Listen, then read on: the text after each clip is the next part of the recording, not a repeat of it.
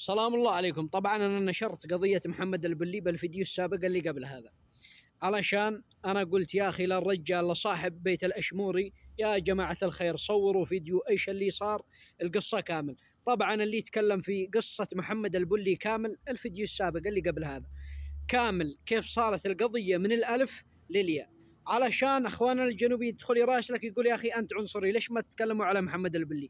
والله انكم عنصريين، وانك يا اخي سمعنا من الطرفين. فقلت للرجال اخو الاشموري هذا اللي مقتول صور واشرح القضية كامل، صور وتكلم. فنصيحتي لا نتحمل احنا اليمنيين اللي عبر التواصل الاجتماعي، لازم نسمع من الطرفين. وطبعا اللي يبغى يسمع من طرف محمد البلي يدخل الى صفحة اخته شيماء على الفيسبوك. فنصيحتي لليمنيين لا نكون نتسرع ونركب موجة الترند، تقول الله هذا أرواح هذه دم، لازم نتحرى على القضية، لا نكون نتكلم أو نستعطف أو نتعاطف مع أي قضية، ما أقصد مع الأخ محمد البلي. إن كان مظلوم أسأل الله العظيم إن ربي يفرج همه، وإن كان فيها خلاص قدوا فيها. فخلاصة القول لازم احنا اليمنيين نكون نتأنى، لا نستعطف أو نتأثر من أي قضية، لأنه هذول دم وهذه ذمة.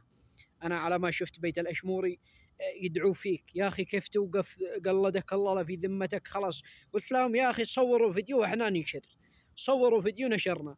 فاليمنيين عرفتون ذاك اللي قالوا قتل علشان كيلو دقيق، انتوا عارفين انه طلع كذب كله، كان هو يتمازحون بالمسدس فقتل. فشفتون تحملنا بظلم صاحب الطاحون انه قتل على شوي دقيق ورجع قال لك ليش خاربه، ما انا عارف ماني الف القصص هذا.